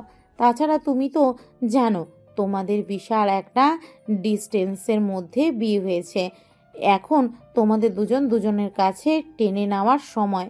তাই আমি চাই না এই সময়টা তোমরা অন্য কোনোভাবে ঠিক আছে আম্মু, আপনি যেটা বলবেন। এই বলে নদী রান্নাঘর থেকে বের হয়ে সোজা রুমে চলে আসে। আর রুমে এসে দেখে সাগর বিছানায় শুয়ে শুয়ে মিটিমিটি হাসছে। এটা দেখে নদী সাগরকে বলে, কি ব্যাপার, কি সমস্যা? তুমি এইভাবে আমাকে দেখে মিটিমিটি হাসছো কেন? তো কি করব? তোমাকে তো আগেই বলেছিলাম রান্না করে যাওয়ার কোনো দরকার নেই। আম্মু তোমাকে রান্না করে যেতে দেবে না, কিন্তু তুমি তো আমার কোনো কথাই শুনলে না। উল্টে আমাকে রাগ দেখিয়ে রান্না করে চলে গেলে। কিন্তু এখন কি হলো? এখন তোমাকে ফিরে আসতে হলো কেন? এই ব্যাপার নিয়ে তুমি হাসাহাসি করছো, কিন্তু আম্মু তো বললো তোমার সঙ্গে একটু রোম্যান্স করতে। না ম্যাডাম, একদম সেরকম হবে না। আমার এখন ঘুমানোর সময়, আমি এখন ঘুমাবো। এমনিতেই রাতে লেট করে ঘুমিয়েছি, আমার ঘুম ভাঙেনি এখনও। না সাহেব, এটা বললে তো হবে না। আপনার সঙ্গে আমাকে একটু রোম্যান্স করতেই হবে। আপনাকে আমার খুব কাছে পেতে মন চাইছে। এই বলেই নদী লাফ দিয়ে সাগরের বুকে উপর উঠে পড়ল আর সাগরের ঠোঁট দুটোতে ইচ্ছে মতো কিস করতে লাগলো। আর সাগরও কম যায় কিসে, নদীর সঙ্গে সঙ্গে রেসপন্স করতে লাগলো। আর কিছুক্ষণের মধ্যেই দুজন ভালোবাসার মহাসমুদ্রে ডুবে গেল। সকাল 9টার দিকে সাগরের আম্মু সবাইকে নাস্তার টেবিলে ডাকে। তারপর সবাই মিলে নাস্তা করে নিল। তখনই সাগরের আম্মু সাগর আর নদীকে উদ্দেশ্য করে বলতে লাগলো, সাগর, তোমার ফাইনাল ইয়ারের এক্সামের আর কতদিন দেরি আছে? বেশি না আব্বু, আগামী সপ্তাহ থেকে ফাইনাল ইয়ারের এক্সাম শুরু হতে চলেছে। ও আচ্ছা, ঠিক আছে, তাহলে তো এটাই খুব ভালো খবর। যাই হোক, তোমাকে একটাই কথা বলার আছে। এক্সাম শেষ হলে তুমি অফিসে জয়েন করবে। আমি চাই এখন থেকে তোমরা দুজনে অফিস সামলাও। ও আমার আর অফিস করতে ভালো লাগে না। আমি এখন কাজ করতে করতে ক্লান্ত হয়ে গেছি। ওইসব তুমি আমাকে কেন বলছো? আমি অফিস টফিস করতে পারবো না। তোমার বৌমা আছে, তোমার বৌমাকে নিয়ে তুমি অফিস সামলাও। এসব ব্যাপারে আমায় কিছু বলে লাভ হবে না। ব্যবসা করতে আমার ভালো লাগে না, তুমি তো খুব ভালো করেই জানো। আমি ওসব কথা জানি না আর জানতেও চাই না। বৌমা একা একা ব্যবসা সামলাতে পারবে না। ব্যবসা সামলাতে হলে তোমাকেও প্রয়োজন হবে। তাই আমি চাই তোমরা দুজনে অফিসে জয়েন করো। তাছাড়া আমার নিজেরও একটা কোম্পানি থাকতে তুমি কেন অন্য কোথাও গিয়ে চাকরি করবে? তুমি কি লোকেদের কাছ থেকে আমাকে কথা শোনাতে চাও নাকি? আরে আব্বু, তুমি এরকম কেন বলছো? আমি কেন তোমাকে লোকের কাছ থেকে কথা শোনাতে যাব? এমনিতেই তো আমার ব্যবসা জিনিসটা খুব একটা ভালো লাগে না, সেটা তুমি জানোই। আব্বু, আপনি কোনো চিন্তা করবেন না। সাগরকে কিভাবে অফিসে নিয়ে যেতে হয় সেই দায়িত্ব আপনি আমার উপরে ছেড়ে দিন। আমি সবটা সামলে নিতে পারবো। আমি ছোটবেলা থেকেই দায়িত্ব নিতে শিখে গেছি। এখন আর দায়িত্ব নিতে ভয় পাই না। তাই আপনার চিন্তা করার কোনো কারণ নেই। নষ্ট করো। দেখলে তো আমাদের বৌমা কতটা লক্ষ্মী। কি সত্যি ভাগ্য করে এমন বৌমা পেয়েছি যে কিনা দায়িত্ব কি জিনিস সেটা বোঝার আগেই দায়িত্ব কাঁধে তুলে নিয়েছে। সত্যি ভাগ্য করে এমন। হ্যাঁ, তুমি একদমই ঠিক কথাই বলেছো। তবে নদী, তোমাকে একটা কথা বলার আছে। আগামী এক সপ্তাহ তোমাকে অফিসে যেতে হবে না। এক সপ্তাহ তুমি বাড়িতেই থাকো। কিন্তু আব্বু, আমি যদি অফিসে না যাই তাহলে অফিসের কাজগুলো করবে কে? আমার এতদিনের ছুটির প্রয়োজন নেই। আমি চাইছি আগামীকাল থেকেই অফিসে জয়েন করি। আরে বউ, তোমার কি মাথা খারাপ হয়ে গেছে নাকি? গতকাল আমাদের বিয়ে হলো, আর এখন তুমি চাইছো আগামীকাল থেকে তুমি অফিসে জয়েন করবে? এরকমটা হয় নাকি? আমি এরকমটা মেনে নিতে পারবো না। এবারে পরীক্ষার রেজাল্ট আমার এমনিতেই ভালো হবে না, আর সেই কারণে যদি তুমি আমাকে একটু সময় না দাও তাহলে তো পরীক্ষার রেজাল্ট খুবই খারাপ হবে। কারণ তুমি অফিসে চলে গেলে আমি সারাক্ষণ তোমাকে মিস করব, আর তখন আমার পড়াশোনা করতে একদম মন চাইবে না। দেখো, একদম ফাজলামো মার্কা কথাবার্তা বলবে না। এনজয় করার জন্য সারাটা জীবন পড়ে রয়েছে। এখনই যে আমাদেরকে এনজয় করতে হবে এরকম কোন হাদিসে লেখা নেই। পড়াশোনা শেষ করো আগে, নিজের দায়িত্বটা নিতে শেখো, তারপর না হয় এনজয় করো। না বউ, আমি কোনো কথা শুনতে চাই না। আমি লাস্ট তোমাকে বলে দিয়েছি, তুমি যদি আমার কথা মেনে নাও তাহলে কিন্তু আমি পরীক্ষাও দেব না। আমি বাসা ছেড়ে দূরে কোথাও চলে যাব, যেখানে তুমি আমার পাশে থাকবে না। সেখানে আমার এমনিতেই মন ভালো থাকবে না। আমি পরীক্ষাও দেব না, এটাই আমার শেষ কথা। আচ্ছা, ঠিক আছে, কোনো সমস্যা নেই নদী। এই এক সপ্তাহ বাড়িতেই থাকবে, এক সপ্তাহ অফিসে যেতে হবে না। আমি এই এক সপ্তাহ অফিস সামনে নিতে পারবো, সমস্যা হবে না। এই বলে সবাই মিলে খাওয়া দাওয়া শেষ করে নিল। আর এদিকে খাওয়া দাওয়া শেষ হলেই সাগর রুমে চলে আসে আর নদীকে রুমে ডেকে নেয়। নদীর রুমে আসতেই সাগর বলতে থাকে, আজ বিকেলে তোমাকে নিয়ে একটু বের হব, রেডি হয়ে থাকতে পারবে? না, আমার ভালো লাগছে না। শরীরটা কেমন যেন লাগছে, বেরোতে পারবো না। দেখো, তুমি কিন্তু একদম আমার সঙ্গে বাড়াবাড়ি করছো। তুমি ইচ্ছে করে আমার সঙ্গে মিথ্যা কথা বলছো। তোমার শরীর একদম ঠিক আছে, তুমি আমার সঙ্গে যেতে চাইছো না, তাই তো? কিন্তু কেন বলো? কই, এমনিতেই বললাম তো ভালো লাগছে না। কোনো কারণ কেন থাকতে যাবে? এমনিতেই আমার বাইরে যেতে মন চাইছে না, তাই যাব না। তাছাড়া কালকেই আমাদের বিয়ে হয়েছে, আজ কেন আমরা বাইরে যাব? আমার অনেক দিনের ইচ্ছা বউকে নিয়ে রিকশায় করে সারাটা শহর ঘুরে বেড়াবো। তারপর রাস্তার পাশের কোনো দোকান থেকে ফুচকা কিনে খাবো, সন্ধ্যায় নদীর পাড়ে বসে সূর্যাস্ত দেখব, আর তারপর কোনো বড় একটা 5 স্টার রেস্টুরেন্টে বসে ডিনার করে বাড়িতে চলে আসব। ওরে বাবা রে বাবা, এত ইচ্ছা! হ্যাঁ তো, বউকে দিয়ে ইচ্ছা থাকবে না তো কি থাকবে? বিয়ে করেছে বউকে নিয়ে ঘোরাঘুরি, আনন্দ উল্লাস করে সময় পার করার জন্য। তাহলে বউকে নিয়ে ইচ্ছে থাকবে না তো কি থাকবে বলো? সন্ধ্যায় কিন্তু তোমাকে আমার সঙ্গে বের হতেই হবে। আচ্ছা ঠিক আছে, সময় হলে দেখা যাবে। আচ্ছা, এখন তুমি আমার সঙ্গে আসো, আমি পড়তে বসবো, তুমি আমার পাশে বসে থাকবে। তখন আর কোনো কথা না বলে সাগর সঙ্গে সঙ্গে তার পড়ার টেবিলে চলে গেল। সাগর বসে বসে পড়তে লাগলো আর নদী তার পাশে বসে রইল। এভাবে দেখতে দেখতে খাবার খেয়ে তারপর বাইরে যাওয়ার জন্য তৈরি হয়ে নিল। দুজন ড্রয়িং রুমে আসতেই সাগরের আম্মু বলল, বৌমা পেতে হয়। কি ব্যাপার, তোমার কি কোথাও? হ্যাঁ আম্মু, আর তোমাকে একটা কথা বলার ছিল। আমাদের জন্য রাতের খাবার তৈরি করো না, আমরা বাইরে থেকে রাতের খাবার খেয়ে তারপর বাসায় ফিরবো। আর কারোর জন্যই বাসায় রান্না করতে হবে না, আমরা ফেরার সময় তোমাদের জন্য খাবার নিয়ে আসবো। বেরোচ্ছ নাকি? আচ্ছা ঠিক। এই বলে সাগর আর নদী দুজনই বাসা থেকে বেরিয়ে পড়লো আর তারপর সারাদিন ঘোরাঘুরি করলো, ফুচকা খেলো। তারপর রাস্তার পাশের একটা ফুলের দোকান থেকে সাগর নদীকে একটা বেলি ফুলের মালা কিনে দিল আর সেটা নিজের হাতে নদীর চুলে গেঁথে দিল। রাত আনুমানিক 9টার দিকে তারা একটা বড় 5 স্টার রেস্টুরেন্টে চলে গেল আর সেখানে গিয়ে রাতের খাবার খেয়ে বাড়ির সবার জন্য রাতের খাবার প্যাক করে নিয়ে বাসে চলে আসলো।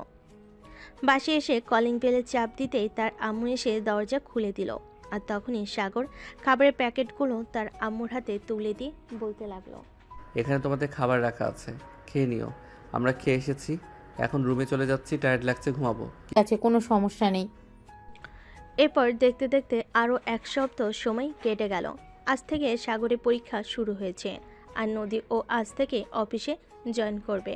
সকালবেলা ঘুম থেকে উঠে ফ্রেশ হয়ে নাস্তা করে তারপর অফিসে যাওয়ার জন্য তৈরি হয়ে গেল আর সাগরকে ভার্সিটিতে পাঠিয়ে দিয়ে নদী অফিসে চলে আসে। আসসালামু আলাইকুম ম্যানেজার সাহেব, অফিসের কি অবস্থা? কাজকর্ম কেমন চলছে? ওয়ালাইকুম সালাম। এই তো ভালোই চলছে। আপনি কি আজ থেকে অফিসে কাজ করবেন নাকি? হ্যাঁ, চিন্তা তো সেই রকমই করছিলাম। এখন দেখা যাক আল্লাহ কি ঠিক করে রেখেছেন। এই বলে নদী নিজের কেবিনের দিকে অগ্রসর হলো। 5 মিনিট পরে ম্যানেজার সাহেব আবার নদীর কেবিনে চলে আসলো আর নদীকে বলতে লাগলো, ম্যাডাম, এই ফাইলগুলো আপনার জন্য আটকে ছিল।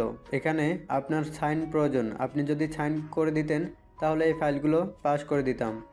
ঠিক আছে, আপনি রেখে যান, আমি ফাইলগুলো চেক করে তারপর সাইন করে দিব। ম্যাডাম, চেক করার কোনো প্রয়োজন নেই, আমি চেক করে এনেছি। আপনি শুধু সাইনটা করে দিন, তাহলেই হয়ে যাবে। ম্যাডাম, বললাম তো আমি চেক করে তারপর সাইন করব। আপনি এইভাবে হুটহাট করে কখনোই কোনো কিছু সাইন করি না আমি। তাই আপনি একটু ফাইলটা রেখে যান, আমি 1 ঘন্টার মধ্যেই সব কিছু ফাইল চেক করে সাইন করে পাঠিয়ে দিব। আমি বললাম তো, আমি ফাইলগুলো চেক করে তারপরে আপনার কাছে নিয়ে এসেছি। আপনি তো এতদিন অফিসে ছিলেন না, তাই আপনার একটা সাইনের জন্য আটকে ছিল। কি দেখুন, আমার মনে হয় আপনি এখন বর্তমানে আমার পরিস্থিতিটা জানেন, তাই আমি কোনো ফাইল চেক না করে ওইটাতে সাইন করতে পারি না। আপনি চলে যান, আমি চেক করে তারপর সাইন করে দেব। ম্যানেজার তখন কোনো কথা না বলে মুখটাকে ভুতা করে সেখান থেকে চলে গেল। এটা দেখি নদী খুব ভালোভাবে বুঝতে পারলো এখানে নিশ্চিত কোনো একটা ঘাপলা আছে। তাই নদী তখন অফিসের পিয়নকে ডেকে পাঠালো আর একটা কফি নিয়ে আসতে বলল। কফিটা খেয়ে তারপর নদী ফাইলগুলো চেক করতে লাগলো। ফাইলগুলো দেখে নদীর চক্ষু একদম চরক গাছে। যেরকমটা ভেবেছিল সেরকমটাই হয়েছে। বিশাল অঙ্কের একটা টাকার গলমিল রয়েছে। তখনই নদী ম্যানেজারকে নিয়ে নিজের কেবিনে ডেকে পাঠালেন আর বলতে লাগলেন, এগুলো আমি কি দেখছি ম্যানেজার সাহেব? এগুলো কি আপনার কাজ? ম্যাডাম, আপনি কি বলছেন? আমি তো কিছু বুঝতে পারছি না। এই ফাইলগুলো আমাকে এক্ষুনি পাস করতে হবে। আপনি প্লিজ তাড়াতাড়ি সাইন করে দিন। Sorry sir. আর যদি আমি সাইন না করি তাহলে আপনি কি করবেন? এটা আপনি কি বলছেন ম্যাডাম? আপনি সাইন করবেন না কেন? আপনার কাজই তো ফাইলগুলোতে সাইন করে দেওয়া, তাহলে আপনি কেন সাইন করবেন? আপনি প্লিজ তাড়াতাড়ি সাইন করে দিন। আপনি 1 মিনিট ওয়েট করেন, আমি আপনাকে দেখাচ্ছি। এই কথা বলে তখনই নদী তার শ্বশুর মশাইয়ের মানে এই কোম্পানির এমডিকে ফোন করলো আর বলল, আসসালামু আলাইকুম আব্বু, একটা ঝামেলা হয়েছে, আপনি কি একটু অফিসে আসতে পারবেন? আচ্ছা ঠিক আছে, তুমি 10 মিনিট ওয়েট করো, আমি আসছি। এই বলে সাগরের আব্বু ফোনটা কেটে দেয় আর কিছুক্ষণের মধ্যে অফিসে এসে পৌঁছায়। তিনি সোজা নদীর কেবিনে চলে আসেন আর কেবিনে এসে বলতে থাকেন। কি ব্যাপার মা, কি হয়েছে? তুমি এভাবে হঠাৎ করে আমাকে এত জরুরি খবর দিয়ে ডেকে আনলে কেন? কোনো ঝামেলা হয়েছে নাকি? হ্যাঁ, বিশাল একটা ঝামেলা হয়েছে। দেখুন, এইভাবে অন্ধবিশ্বাস করা কিন্তু একদমই ঠিক নয়, যেটা আপনি করে ফেলেছেন। অলরেডি তার জন্য হয়তো আপনাকে বিশাল অঙ্কের একটা মাসুল দিতে হয়েছে। আর যদি আমি এই ফাইলগুলো চেক না করতাম, তাহলে হয়তো আরও বড় অঙ্কের একটা মাসুল আপনাকে দিতে হতো। এসব তুমি কি বলছো? আমি তো কিছুই বুঝতে পারছি না, প্লিজ বলো আমাকে কি হয়েছে। আব্বু, আপনি একটু কষ্ট করে এই ফাইলগুলো চেক করুন, তাহলেই বুঝতে পারবেন আমি আপনাকে কি বলতে চাইছি। আর আপনি কত বড় একটা ভুল করেছেন বাইরের মানুষকে এত বড় বিশ্বাস করে। এই কথা বলে নদী ফাইলগুলো তার শ্বশুর মশাইয়ের দিকে এগিয়ে দেয় আর তখনই সাগরের আব্বু ফাইলগুলো চেক করে কপালে হাত দিয়ে বসে পড়ে আর বলতে থাকে। তাহলে কি এতদিন ধরে আমার আড়ালে এগুলোই হয়ে চলেছে? আমি তো কখনোই ফাইলগুলো চেক করতাম না। আমি তো মনে মনে ভাবতাম আমার অফিসের ম্যানেজার খুবই বিশ্বস্ত, একজন মানুষের কখনো এরকম করতে পারে না। আর সে কিনা আমার সরলতার সুযোগ নিয়ে আমারই চোখের আড়ালে আমার এত বড় ক্ষতি করে গেল, আর এটা আমি বুঝতে পারলাম না। হ্যাঁ, এটাই হয়েছে। আর যদি আমি এটা চেক না করতাম, তাহলে হয়তো ম্যানেজার সাহেব, আপনি এখনই আমার চোখের সামনে থেকে চলে যান। আর একটা কথা মনে রাখবেন, আমি কিন্তু আপনার নামে মামলা করব, আর আমি আমার কোম্পানি থেকে চুরি হয়ে যাওয়া টাকাগুলো হিসাব চাই। আমার ভুল হয়ে গেছে, প্লিজ আপনি আমাকে ক্ষমা করে দিন। আমি এগুলো টাকা কোথায় পাবো? আমি তো সবগুলো টাকাই খরচ করে ফেলেছি। প্লিজ এবারের মতো আপনি আমায় ক্ষমা করে দিন, প্লিজ ম্যাডাম। দেখুন, কেউ ভুল করলে ক্ষমা করা যায়, কিন্তু যে সরলতার সুযোগ নিয়ে বিশ্বাসঘাতকতা করে তাকে কোনোদিন ক্ষমা করা যায় না। আব্বু যদি আপনাকে ক্ষমা করে দেয়ও, কিন্তু আমি আপনাকে ক্ষমা করব না। আমি অলরেডি পুলিশে ফোন করে ফেলেছি, ওরা এক্ষুনি চলে আসছে। আপনাকে অফিস থেকে বের হতে হবে না। আমি আর জীবনেও এরকম করব না, প্লিজ শেষবারের মতো আমাকে ক্ষমা করে দিন। আমি বুঝতে পেরেছি আমার বিশাল একটা ভুল হয়ে গেছে। I am sorry. আপনি আমার শ্বশুর মশাইয়ের সরলতার সুযোগ নিয়ে কত লক্ষ কোটি টাকা এই কোম্পানি থেকে সরিয়েছেন, আমি তো সেটাই বুঝতে পারছি না। বলতে বলতে থানার এসপি নদীর কেবিন এসে উপস্থিত হলো আর নদীকে উদ্দেশ্য করে বলতে লাগলো। আসসালামু আলাইকুম ম্যাডাম, আপনি আমাদের ডেকেছিলেন? হ্যাঁ, বসুন। এই হলো সেই ম্যানেজার যে আমাদের কোম্পানি থেকে আমাদের অগোচরে লক্ষ লক্ষ টাকা সরিয়ে ফেলেছে। আপনি এখন একে অ্যারেস্ট করুন, আর আমি একটু পরেই আসছি, ওর নামে মামলা করব। ঠিক আছে ম্যাডাম। এই বলে এসপি ম্যানেজারকে ধরে নিয়ে থানায় চলে গেল। আর এদিকে সাগরের আব্বু তখনও মাথায় হাত দিয়ে বসে আছে আর কিছু একটা চিন্তা করছে। তখনই নদী বলতে লাগলো। আব্বু প্লিজ, আপনি টেনশন নেবেন না, আমি দেখছি ব্যাপারটা কি করা যায়। যা হওয়ার সেটা তো হয়েই গেছে, এখন তো আর সেটা নিয়ে চিন্তা করে কোনো লাভ নেই। আমি তো এটাই ভাবতে পারছি না, আমি জীবনে কত বড় একটা ভুল করে ফেললাম। আমার কোম্পানি থেকে কতগুলো টাকা আমার অগোচরে বের হয়ে চলে গেল, আর আমি সেটাই বুঝতে পারলাম না। আজ 5 বছর ধরে এই ম্যানেজার আমার কোম্পানিতে চাকরি করেছে, আর 5 বছরে কতগুলো টাকা ছড়িয়েছে আমি তো সেটাই বের করতে পারছি না। আর আজকে যদি তুমি এই ফাইলগুলো চেক না করতে, তাহলে তো আজকে আবার এটা ধরা পড়তো না। সে দিনের পর দিন এগুলো করেই যেত, আমি তো কোনোভাবেই বুঝতে পারতাম না, কারণ আমি তো তাকে অন্ধের মতো বিশ্বাস করতাম।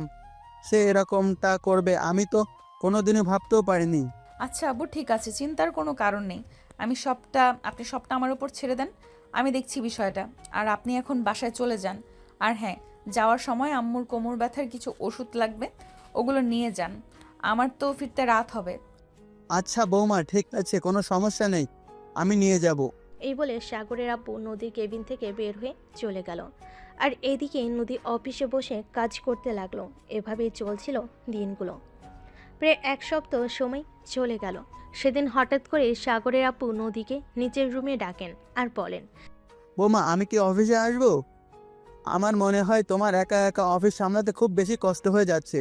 না আব্বু, সেরকম কোনো ব্যাপার নেই, আমি সবটা সামলে নিতে পারবো। আপনি তো জানেন আমি দায়িত্ব নিতে কখনোই ভয় পাই না। তাছাড়া ছোট্ট একটা ঝামেলা আছে, আমাদের অফিসের ম্যানেজারের পোস্ট তো বেশ কিছুদিন ধরেই খালি আছে। ভাবছিলাম ম্যানেজার পোস্টে কাউকে নিতে হবে। এই সব ব্যাপারে তুমি যেটা ভালো মনে করবে সেটাই করো। আর তুমি তো খুবই সহজেই মানুষ চিনতে পারো, তাই এই দায়িত্বটা আমি তোমার উপরে দিয়ে দিলাম। ঠিক আছে আব্বু, তাহলে আমি দেখছি কি করা যায়।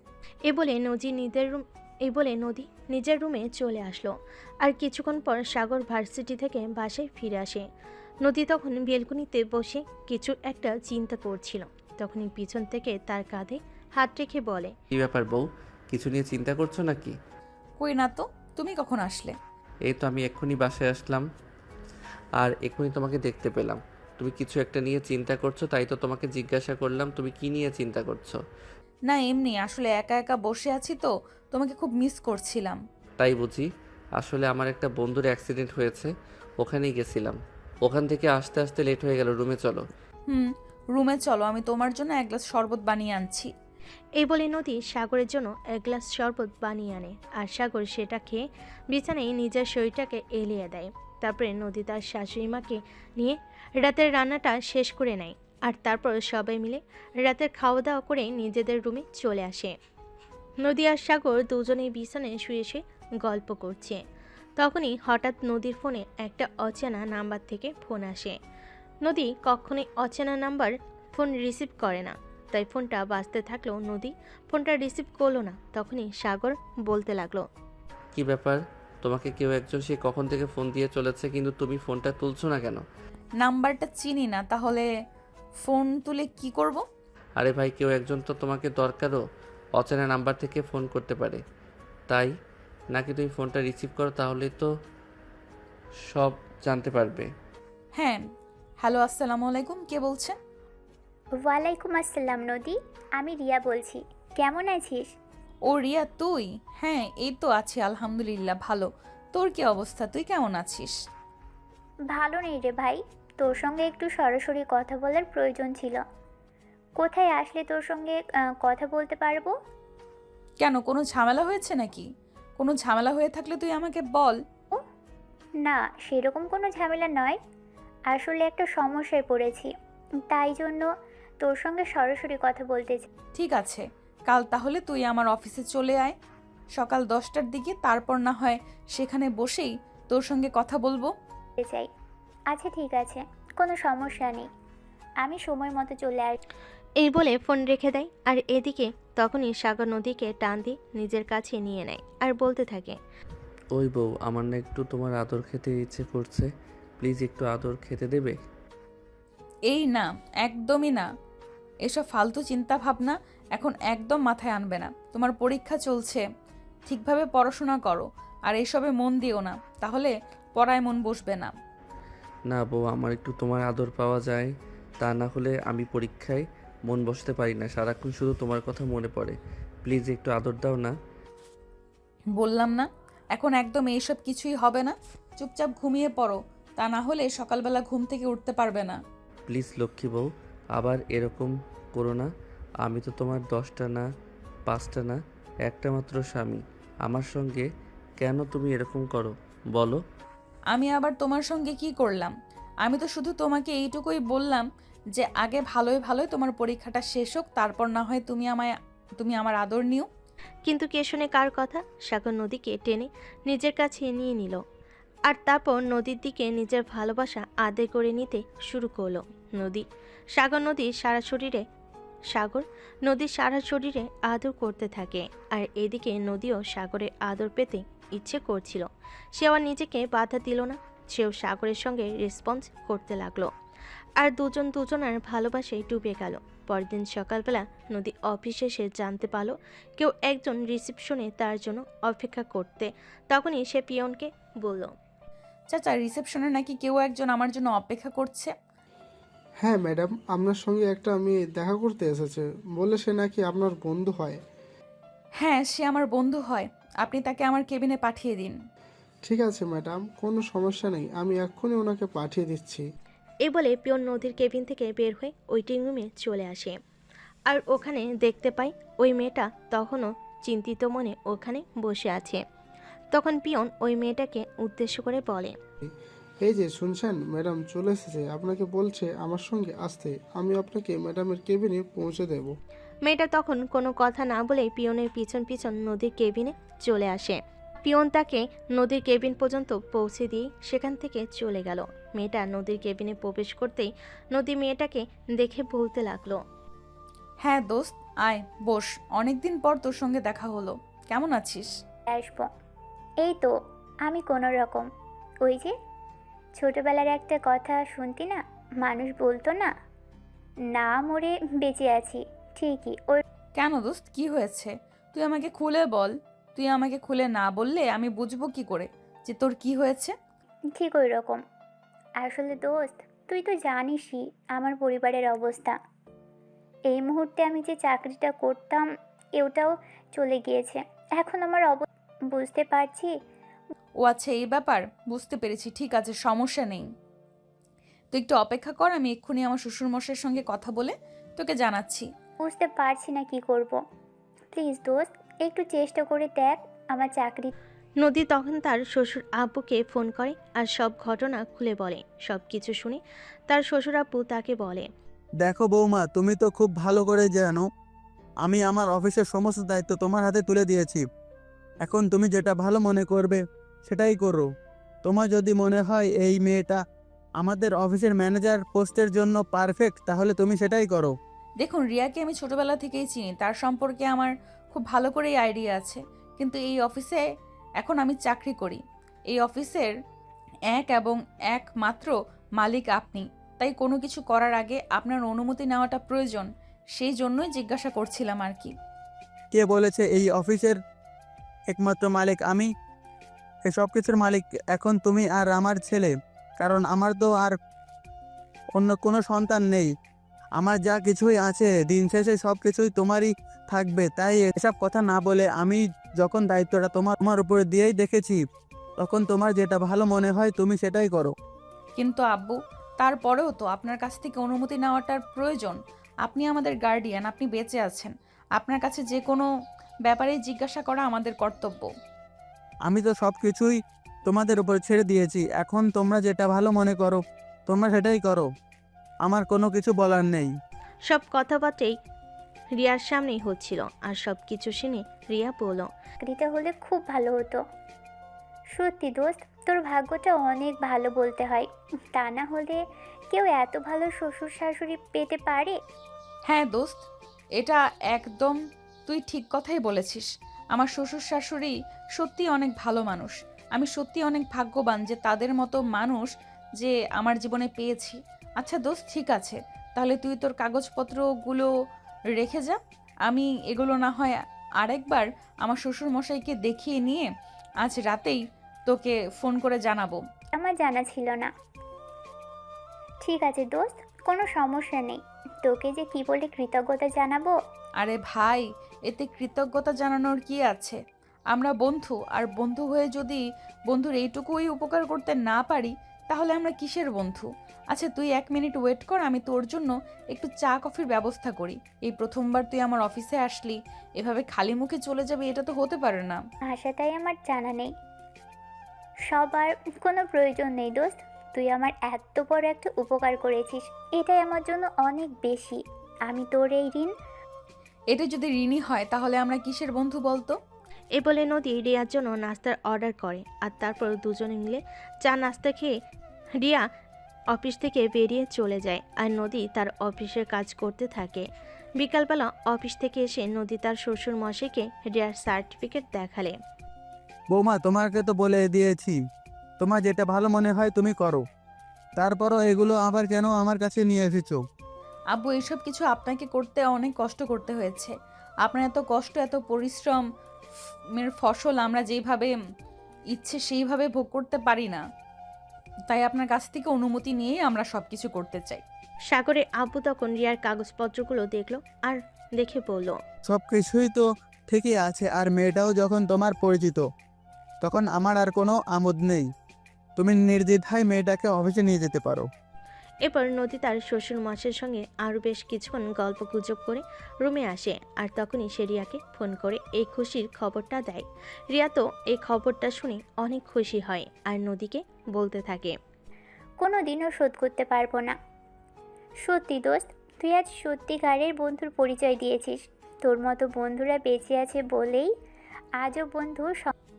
আচ্ছা ম্যাডাম, ঠিক আছে, এখন আমি ফোনটা রাখছি। আর আপনি কাল সকালেই অফিসে চলে আসেন, তারপর আমি আপনাকে আপনার সমস্ত কাজ বুঝিয়ে দেব। এই বলে ফোন কেটে দিয়ে নদী ঘুমিয়ে পড়ে। আর এর পরের দিন থেকেই রিয়া নদীর অফিসে জয়েন করে। এরপর থেকেই ভালোই চলছিল দিনগুলো। এদিকে দেখতে দেখতে সাগরের পরীক্ষাও শেষ হয়ে গেল। আজ 1 সপ্তাহ ধরে সাগর বাসাতেই আছে। তাই নদী সাগরকে বলল, এই যে মিস্টার, এভাবে বাসায় বসে বসে খেতে আপনার কি একটু কুড়মি লাগছে না? না, অনেক দিন পড়াশোনা করেছি, অনেক পরিশ্রম করেছি, এখন মন চাইছে একটু বসে বসে খেতে। কিন্তু সাহেব, সেটা বললে তো হবে না। আপনার পরীক্ষা শেষ হয়েছে, এবার তো আপনাকে অফিসে জয়েন করতে হবে। একা একা অফিসে আমার ভালো লাগে না। কেন, তোমার বান্ধবী তো আছে, বান্ধবীকে নিয়ে ডিউটি করো, আমি কটা দিন বাসাতেই থাকি। আরে বান্ধবী আছে তো কি হয়েছে, জামাই তো আর নেই। সারাক্ষণ জামাইকে খুব মিস করি। প্লিজ চলো না অফিসে। ঠিক আছে ম্যাডাম, কোনো সমস্যা নেই, আমি কাল থেকে আপনার সঙ্গে অফিসে যাব। এবার তো খুশি? হ্যাঁ, এবার আমি খুব খুশি। তাহলে এবার একটু কাছে আসো, তোমার আদর পেতে চাই। শোনো না, তোমাকে একটা কথা বলার ছিল। হ্যাঁ মহারানী, বলেন, কি বলবেন? আসলে বিয়ের তো অনেক দিন হয়ে গেল, এবার আমরা একটা পুচকু নেই। ও মা, তাই নাকি? না না, একদম হবে না। আমাদের যদি বাচ্চা কাচ্চা হয় তখন তুমি আর আমাকে ভালোবাসবে না। এখনই তুমি আমাকে সময় দাও না। আর যখন বাচ্চা কাচ্চা হবে তখন তো তুমি আমার কাছেও আসবে না, সব সময় শুধু ওকে নিয়ে ব্যস্ত থাকবে। আমি কোনো কথা শুনতে চাই না, আমার একটা বাচ্চা লাগবেই। আমার মা ডাক শুনতে খুব ইচ্ছে করছে, প্লিজ তুমি না করো না। না, আমি আমার ভালোবাসার বা কাউকে দিতে চাই না। আমার ভালোবাসার মানুষটা শুধু আমারই থাকবে। আমার ভালোবাসায় কেউ ভাগ বসাবে এটা আমি মেনে নিতে পারবো না। তাই তোমার এই আবদার মেনে নেওয়া আমার পক্ষে সম্ভব নয়। থুর যা, আমি তোমার সঙ্গে কোনো কথাই বলবো না। তুমি তো আমার কোনো কথাই শোনো না, তাহলে আমি তোমার কথা কেন শুনবো? প্লিজ লক্ষ্মী বউ আমার এরকম করে না। তুমি যদি আমার সঙ্গে রাগ অভিমান করো তাহলে আমি কার কাছে যাব? আমার কি আরেকটা বউ আছে নাকি? সবই বুঝলাম, কিন্তু তাই বলে কি আমি মা হব না? দেখো, আমাদের বিয়ে হয়েছে খুব বেশি দিন হয়নি, এই তো 4-5 মাস হবে। এখনো বিয়ের গন্ধটাই শরীর থেকে উঠে যায়নি। আমরা নিজেদের মধ্যে সময় কাটাই, 2-3 বছর যাক, তারপর না হয় বাচ্চা কাচ্চা ওই সব কিছু নিয়ে চিন্তা করা যাবে। এই একদমই নয়। এতদিন সময় নিয়েছি শুধু তোমার পড়াশোনা শেষ করার জন্য, এখন আর সময় নিতে চাই না। দেখো, তুমি খুব ভালো করে জানো এই সময়ে মেয়েরা নিজেদের একটু বেশি সময় দিতে গিয়ে অনেক মেয়েরাই মা হওয়ার ক্ষমতা হারিয়ে ফেলে। আমি ওটা হতে দিতে চাই না। ঠিক আছে ম্যাডাম, আপনি যা বলবেন তাই হবে। আমি কখনোই আপনার কথার বিরোধিতা করব না। সত্যি বলছো তো? এবার তুমি আমাকে একটা পুচকু সোনা এনে দেবে তো? হ্যাঁ বউ, আমি একদম সত্যি কথাই বলছি। আমি তোমাকে একটা ফুচকা সোনা সত্যি এনে দেব। এবার তো তুমি খুশি? হ্যাঁ, আমি অনেক খুশি। তাহলে আমার কাছে আসো। কেন আসবো?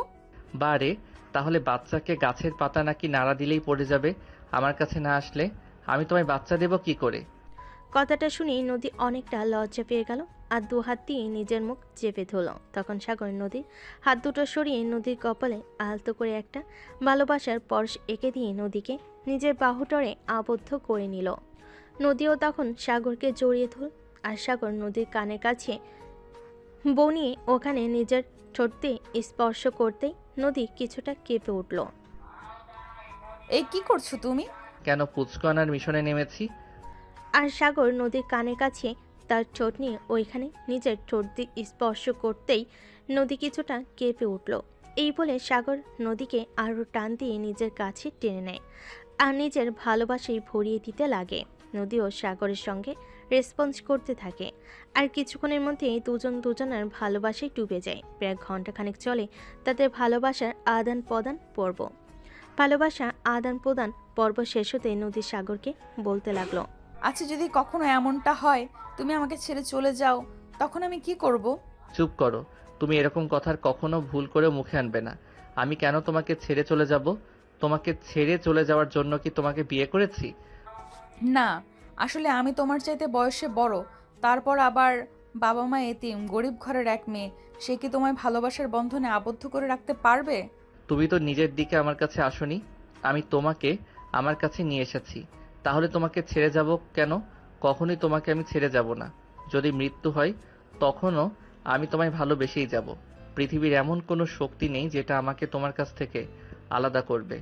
বুঝতে পেরেছো? এই বলে সাগর নদীকে আরও কাছে টেনে নেয় আর জড়িয়ে ধরে ঘুমিয়ে পড়ল। তো ভিউয়ার্স, আমাদের আজকের গল্পটা এ পর্যন্তই ছিল। গল্পটা কেমন লেগেছে অবশ্যই ছোট্ট একটা কমেন্টে জানাবেন। আপনাদের ছোট্ট একটা কমেন্ট আমাদেরকে নতুন একটা ভালোবাসার গল্প লিখতে উৎসাহিত করে। সবাই ভালো থাকবেন, সুস্থ থাকবেন।